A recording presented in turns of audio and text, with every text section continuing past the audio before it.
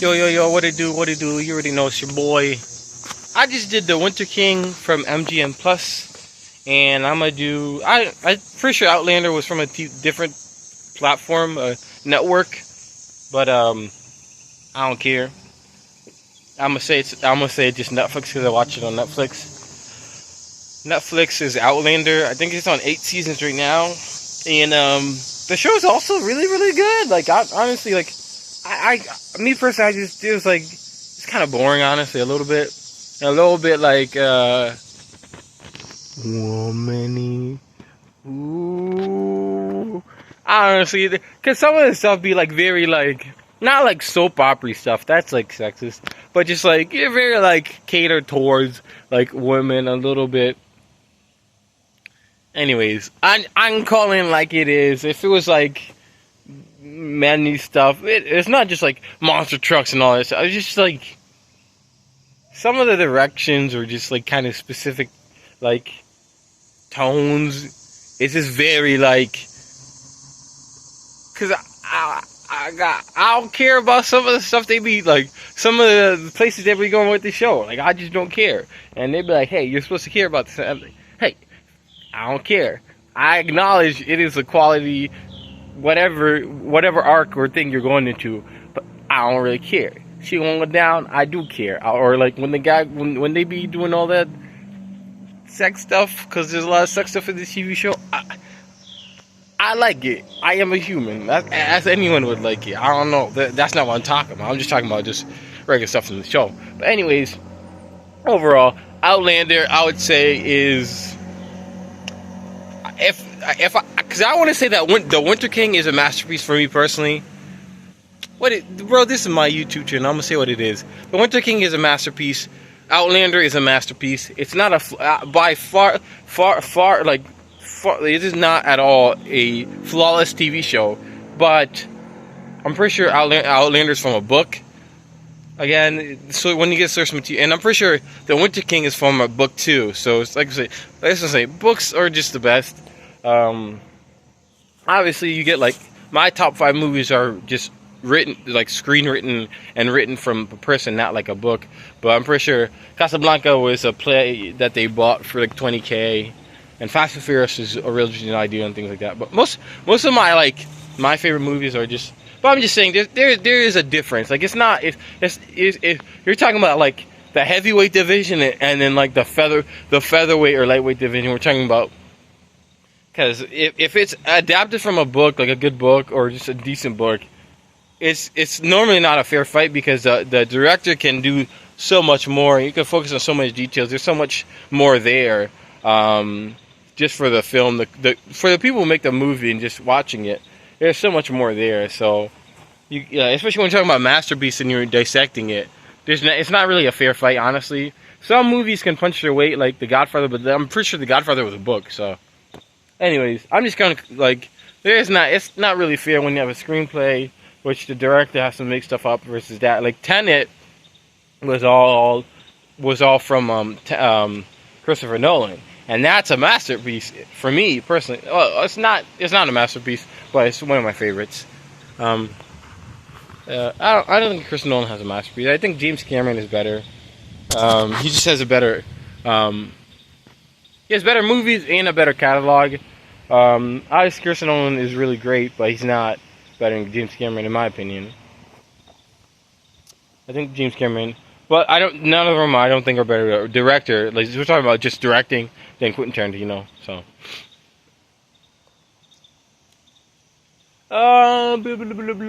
oh yes, Outlander. Outlander is great. Great. Outlander is great. Outlander is a great TV show. I want to sit on this rock here.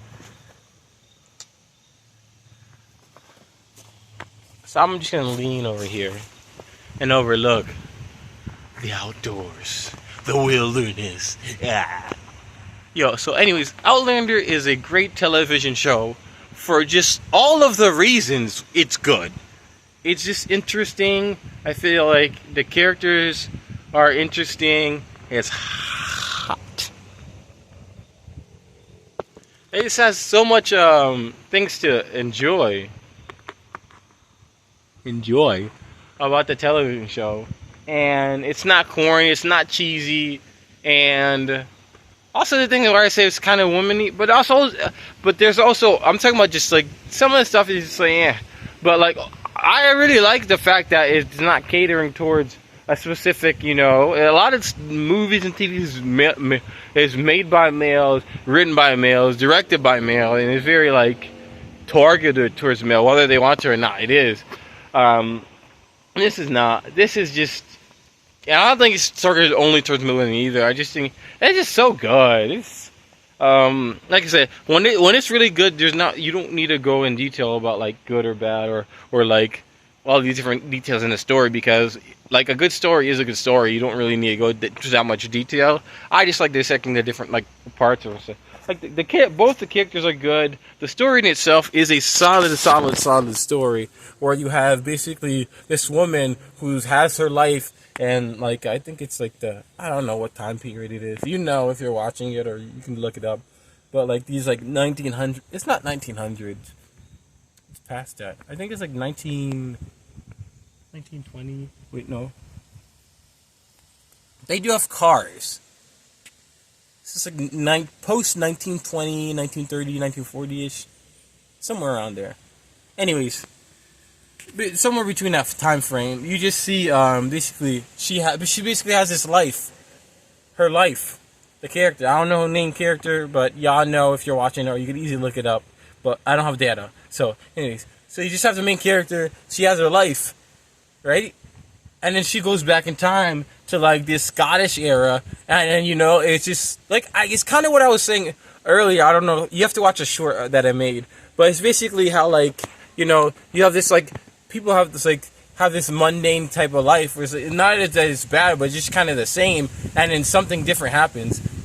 So she basically has this life, but it's plain, it's regular, it's boring, it's not anything extraordinary. There's no excitement, there's no fervor. So essentially she's tossed back into this time with all these Scottish warriors and all these things like that. And at first she has a hard time acclimating to it, but like she quickly acclimates to it, and then she gets used to it, and she falls in love, with someone who has all those things that she desires. And that's kind of like, I love like all the good movies have like, all the good movies I've been learning like as a screenwriter have like another message. Just like most movies that are really good have some piece of educational information, or like the underlining story or the overarching story is just like good that's also really good in itself. Whether it's simple or complex, the second story or the overarching story or the other message in it is outstanding. And this one is really about like, I feel like freedom and liberty.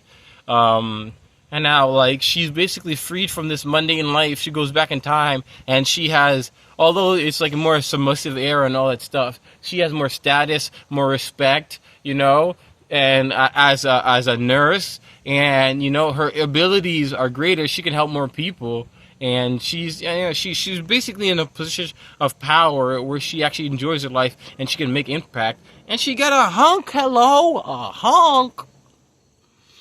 that's that she can teach, and she I feel like this control, it's about freedom, because I feel like she doesn't have control when she's in this mundane life. She's just kind of part of it, but when she goes back in time, by this rock or a magic rock, she goes back in time and she has to acclimate to a new life.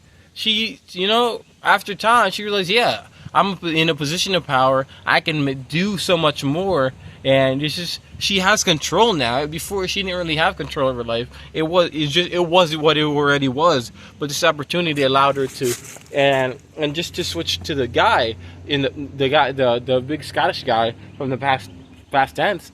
Like he, before she came here, he didn't really have the knowledge, the experience, the veteran ability to really do stuff. He didn't he was kind of like a, not dumb, but he wasn't as intelligent. But just intelligence in itself is sexy, isn't attractive, and a thrill in its own. And he gets that. He gets knowledge, and he gets to have someone who's mentally stimulating with him. Although he wasn't that, she makes him great, and especially when you have a good couple, it's just this bond, and you both each other make each other great. And it's really cool to watch it on TV with all the plot and everything like that in the TV show talking about Outlander, and I feel like that's one of the reasons why I really like this. I didn't watch all the seasons. I think I only watched like parts, most of like I think I watched like 8 or 7 episodes, and I kind of skimmed through, and I watched a lot of it in like French and like different languages. I kind of got bored with like the dialogue, but it was more exciting in a different language. Even though I didn't know what was going on, the show's still like really really good, and yeah, I just the chemistry is good, but it's just realistic. The characters are fleshed out, and the plot obviously is interesting and cool. But I just feel like it's just not like it's just well done in every aspect of the television show as it should be, and it's a story of a woman basically who gets freedom. She goes back in time, but she gets freedom, and a man who able to find himself. And as for the husband from the future, who cares? He should have never been born. Boom, bow. All right, that's all, folks. Take it easy. Have a good day. And life.